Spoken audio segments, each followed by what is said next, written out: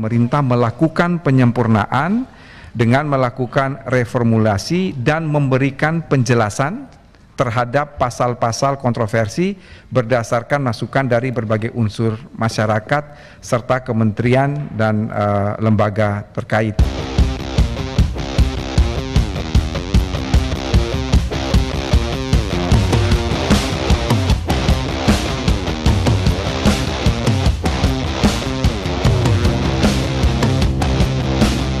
Rakyat sudah lengah, sudah lelah dengan janji manis oligarki. Kepentingan rakyat bukanlah sesuatu yang dapat diberikan oleh oligarki. Menuntut DPR RI mencabut draft RUU KUHP.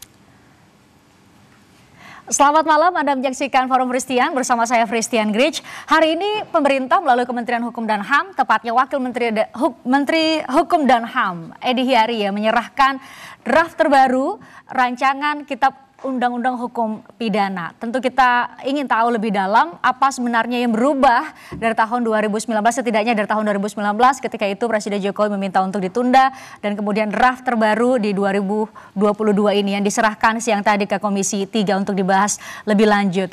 Memang perjalanan panjang untuk mereformasi KUHP terjadi ya. Kita lihat, kami tunjukkan datanya sejak 1963 sebenarnya ketika itu ada di bawah Menteri Kehakiman Saharjo upaya untuk memperbarui Kitab Undang-Undang Hukum Pidana memang sudah mulai diupayakan karena memang kita tahu pasca kemerdekaan kita sebelumnya adalah KUHP sebenarnya adalah warisan dari kolonial, disebut sebagai Wetboek van Strafrecht voor Nederlands Indie. Jadi ini adalah Kitab Undang-Undang Hukum Pidana warisan kolonial. Kalau kita hitung, kalau Anda lihat di data tahun 1881 dibuat dan berlaku di Belanda sendiri 1886 gitu ya. Setelah kita merdeka kemudian dijadikan undang-undang ya, kemudian diberlakukan melalui Undang-Undang Nomor 1 tahun 1946 ketika itu. Jadi kemudian tahun 1993 memang naskah lengkap rancangan KUHP rampung. Anda bisa hitung dari tahun 1963 sampai 1993 butuh waktu lama untuk kemudian rancangan KUHP ketika itu rampung ya di bawah namun kemudian pembaruan kembali terhenti di era Menteri Kehakiman Utoyo Usman ya 1993-1998. Baru dibahas lagi ketika Menteri Kehakiman ketika itu adalah Muladi ya. Ia kembali mengajukan RKUHP pada tahun 1998. Nah, rancangan KUHP ini baru masuk prolegnas pertama kali itu di tahun 2004 ya ketika itu Profesor Yusril Iza Mahendra ya dan Profesor Hamid Awaludin yang menjadi dua Menteri Hukum dan HAM yang dua periode ketika itu ya bergantian ya di 2004 Profesor Yusril sampai 2004 dan Profesor Hamid Awaludin dari 2004 ke 2009. Dari 2009 kita menunggu cukup lama untuk kemudian Presiden Jokowi pada masa pemerintahannya yang pertama begitu ya 2015 mengeluarkan surat Presiden untuk membahas RKUHP bersama DPR dan juga karena ini menjadi kewenangan ya pasal 20 Undang-Undang Dasar 1945 mengamanatkan demikian bahwa undang-undang dibahas bersama-sama antara DPR dan juga pemerintah, dalam hal ini Kementerian Hukum dan HAM. Namun di 2019 ada draft, ada pembahasan. Kita tahu Anda mungkin salah satunya, kalau Anda mahasiswa Anda mungkin salah satu yang ikut demonstrasi di 2019. Ada demonstrasi dengan tagar reformasi di korupsi. Ketika itu salah satunya tuntutannya adalah untuk juga meminta jangan sampai RKUHP disahkan karena masih banyak narasinya ketika itu, masih banyak pasal-pasal karet yang dikhawatirkan bisa diterapkan tidak sesuai pada tataran implementasi. Ini gambar-gambar yang terjadi di demonstrasi di sejumlah daerah masif sekali. Saya ingat saya masih liputan, saya masih bertemu dengan para mahasiswa di gedung DPR ketika itu. Presiden sendiri kemudian akhirnya pada 20 September 2019 menyatakan dan meminta agar RKUHP, pengesahan RKUHP ditunda dengan narasi atau dengan perintah spesifik ke Kementerian Hukum dan HAM. Kita dengarkan bersama perintah spesifik atau instruksi spesifik Presiden Jokowi ketika itu 20 September 2019 kepada Kementerian Hukum dan HAM untuk menjaring masukan-masukan dari kelompok-kelompok yang menolak draft RKUHP ketika itu 2019. Berikut ini. Setelah mencermati masukan-masukan dari berbagai kalangan yang berkeberatan dengan sejumlah substansi RUU KUHP, saya berkesimpulan masih ada materi-materi yang membutuhkan pendalaman lebih lanjut. Saya juga memerintahkan Menteri Hukum dan HAM untuk kembali menjaring masukan-masukan dari berbagai kalangan masyarakat sebagai bahan untuk menyempurnakan RUU KUHP yang ada. Permintaan atau instruksi spesifik Presiden kepada Kementerian Hukum dan HAM, narasinya sangat jelas menjaring masukan-masukan dari mereka yang tidak setuju terhadap draft RKUHP pada tahun 2019. Kita coba lihat perbandingan secara sederhana karena banyak sekali ratusan pasal antara KUHP dengan setidaknya draft 2019 karena tadi baru diserahkan ke Komisi 3, tentu kita juga ingin memperbarui sebenarnya ada hal baru apa saja yang ada di draft 6 Juli 2022. Kami coba bandingkan, kami tunjukkan gambarnya secara sederhana. Jadi ada di KUHP ada 3 buku, maka di RKUHP hanya ada 2 buku. Kemudian ada di KUHP karena 3 buku, maka bisa Anda lihat buku 1 itu terdiri dari pasal 1 sampai 103 dan hingga ke buku 3 ada pasal 489 hingga 569. Nah yang menjadi yang menjadi perlu untuk kita highlight adalah mengenai tadi ya sesudah sampaikan pengesahan ditunda untuk draft RKUHP 2019 atas permintaan Presiden ketika itu untuk kemudian memberikan ruang kepada kelompok-kelompok yang masih menolak. Dan tadi ini siang tadi resmi diserahkan draft terbaru. Ada beberapa pembaruan sebenarnya yang disampaikan oleh Wamenkumham di hadapan Komisi 3 di rapat kerja siang tadi. Jadi kita menyebutnya sebagai draft final 6 Juli 2022 untuk dibahas lebih lanjut oleh fraksi-fraksi yang nanti akan menyampaikan pandangan fraksi di rapat atau pembicaraan tingkat 2 berikutnya. Kenapa ditunda dan masih dibahas? Ada yang menyebut kok tiba-tiba dibahas. Apakah memang tiba-tiba? Kami coba tunjukkan pada Anda. Karena memang ada klausul, ini merupakan carry over namanya.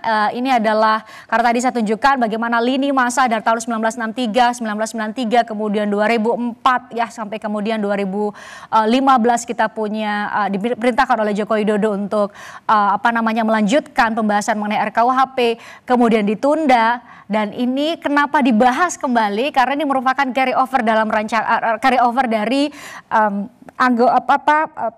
anggota DPR periode 2014-2019 ke 2019 hingga 2024. Kita lihat ada landasan hukumnya, kami tunjukkan kepada Anda. Ini adalah klausul carry over undang-undang yang diatur di pasal 71A Undang-Undang Nomor 15 Tahun 2019 tentang perubahan Undang-Undang Nomor 12 Tahun 2011 tentang pembentukan peraturan perundang-undangan. Jadi kalau tidak selesai sederhananya nih, kalau tidak selesai di periode ya periode sebelumnya maka bisa dilanjutkan ke periode berikutnya tanpa memulai dari nol ya. Ini kemudian menjadi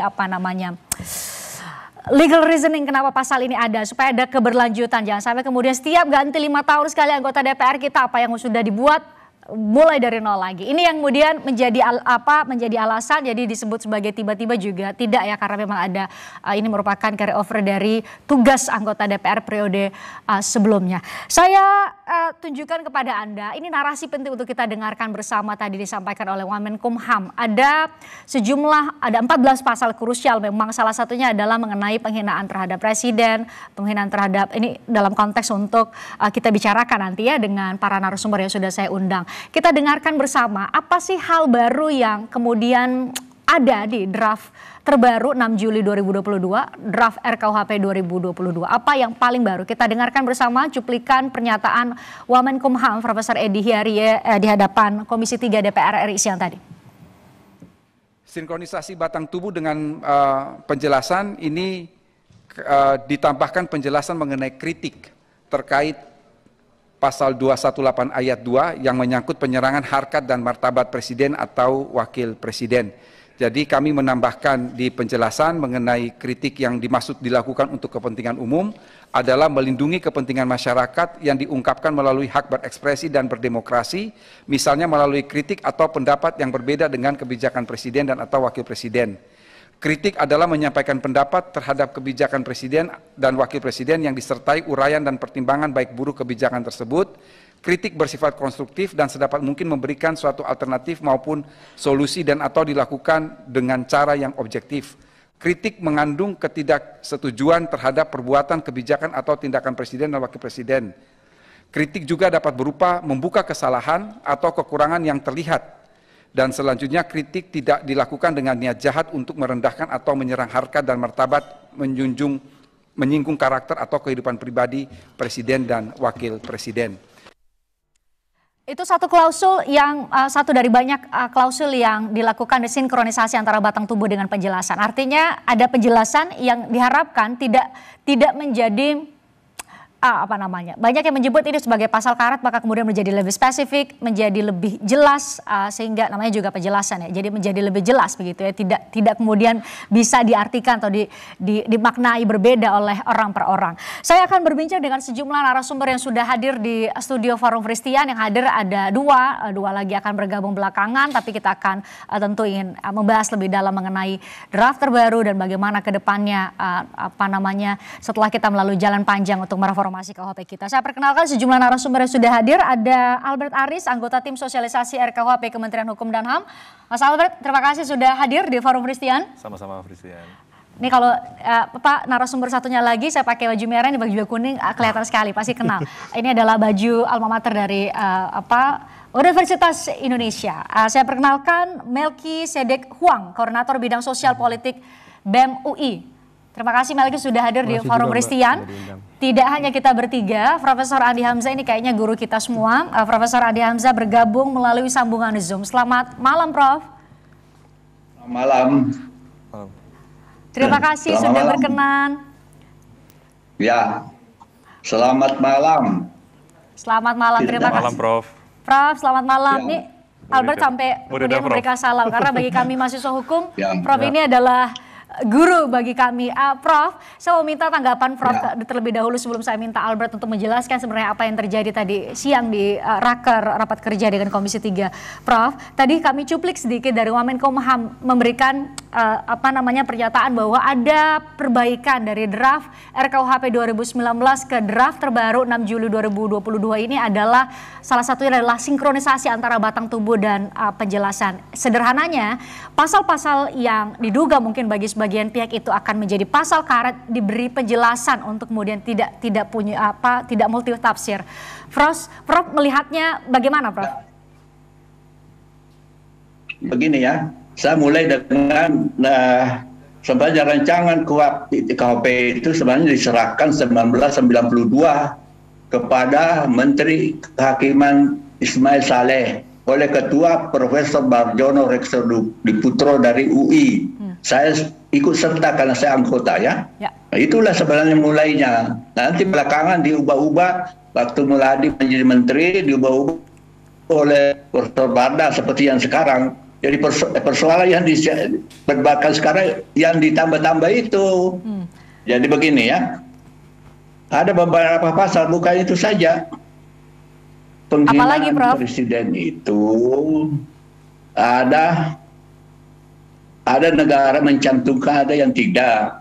Amerika Serikat sama sekali tidak mencantumkan penghinaan presiden. Waktu saya ke Amerika tahun 2008, ada nenek-nenek duduk di trotoar depan Gedung Putih, ada kardus di depannya nenek itu ada tulisan Presiden W. Bush is the real terrorist. Tidak ada yang gue tanya jaksa yang menyertai saya bagaimana di sini. Memang menghina presiden tidak dipidana? Tidak. Itu kebebasan meluarkan pendapat. Kemudian ada negara seperti Jepang menghina kaisar, tindak pidana, tapi delik aduan yang harus mengadu adalah Perdana Menteri. Bahkan menghina presiden, kepala negara sahabat, termasuk Indonesia tentu, juga tindak pidana Jepang yang mengadu kalau presiden Indonesia dihina, duta besar kita di sana.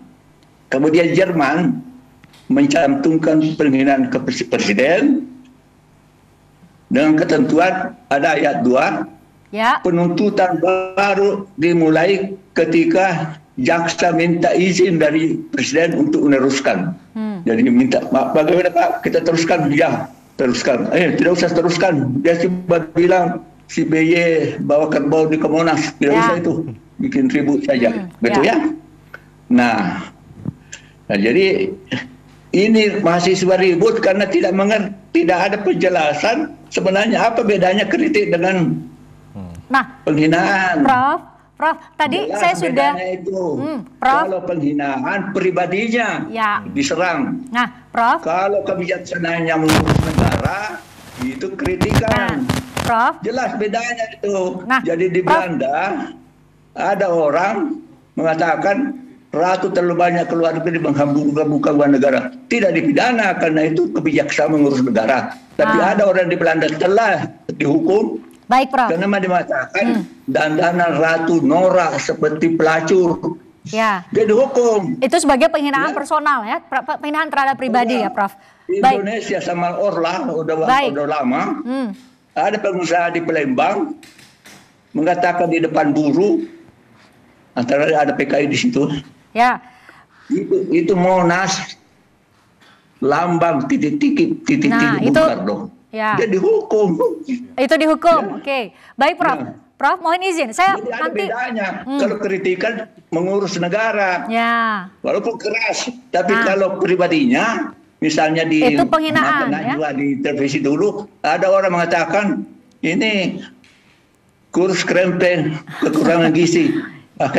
Itu banyak sekali narasi senada di media sosial. Prof, mohon izin. Itulah yang namanya penghinaan. Baik.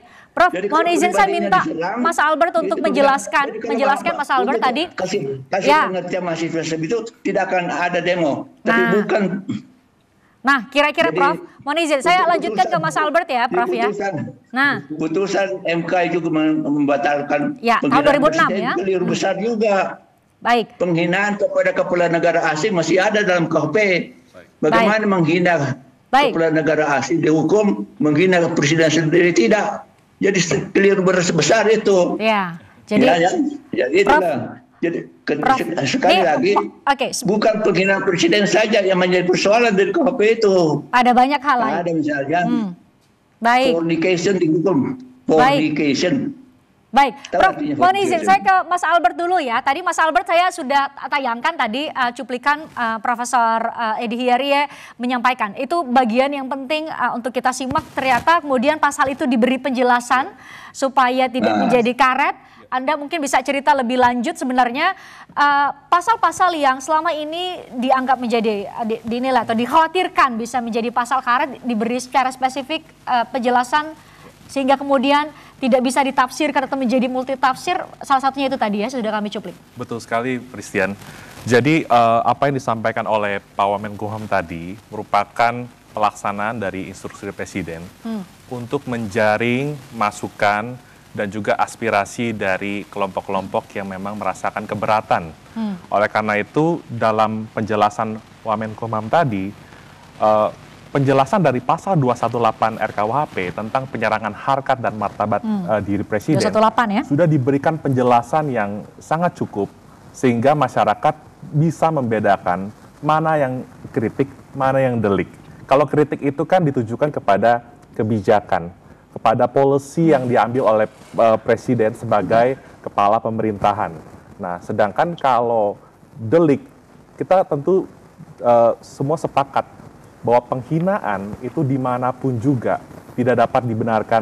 Atau terhadap siapapun juga ya? Terhadap siapapun juga tidak bisa dibenarkan dengan alasan apapun juga karena itu intrinsically wrong.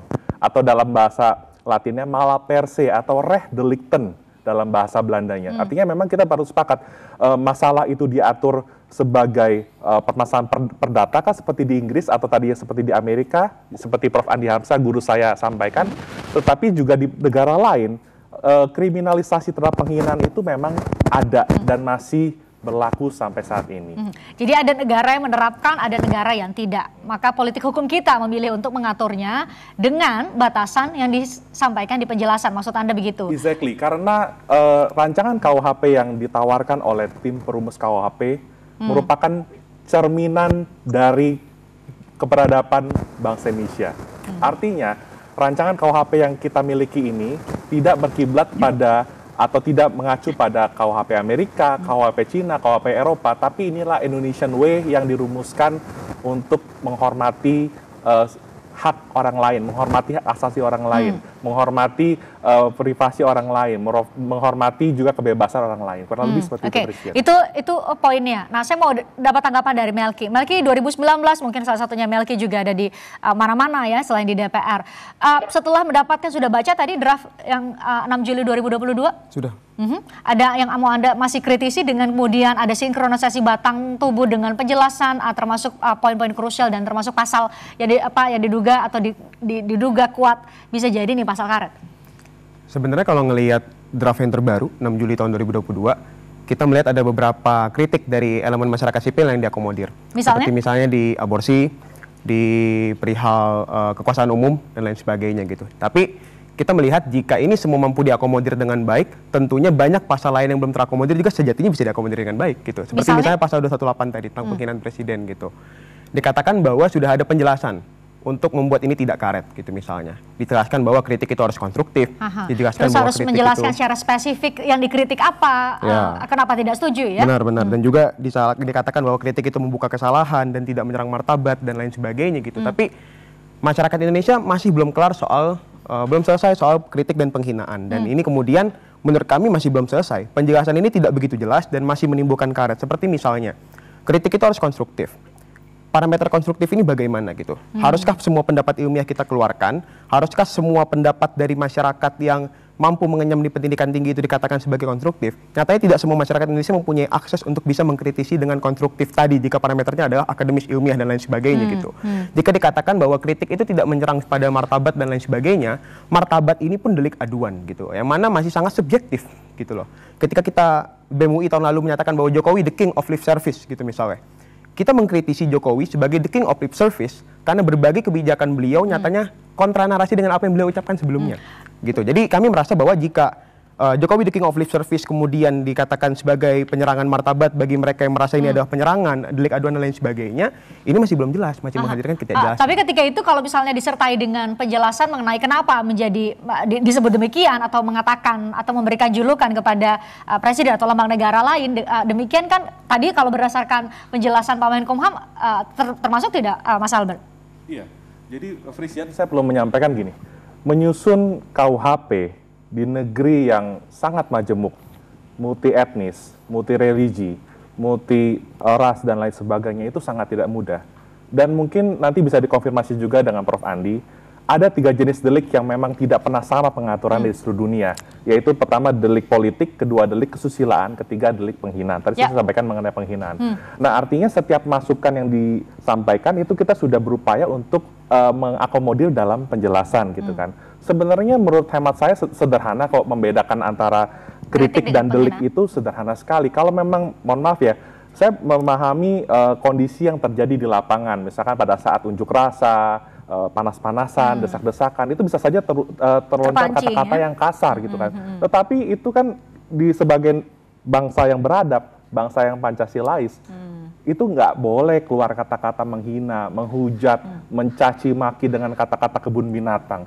Jadi sebenarnya as simple as that, membedakan antara kritik dan delik. Oke, kalau menurut Anda benang batasnya sudah sangat jelas, kita bahas lagi karena tentu kita ingin mendengar pasal-pasal lain atau poin-poin krusial lain apakah juga sudah semakin keril. Tadi disebutkan oleh Melki, ada beberapa hal yang sudah diakomodir, ada beberapa hal yang belum. Kami lanjutkan perbincangan terkait hal ini sesaat lagi di Forum Christian.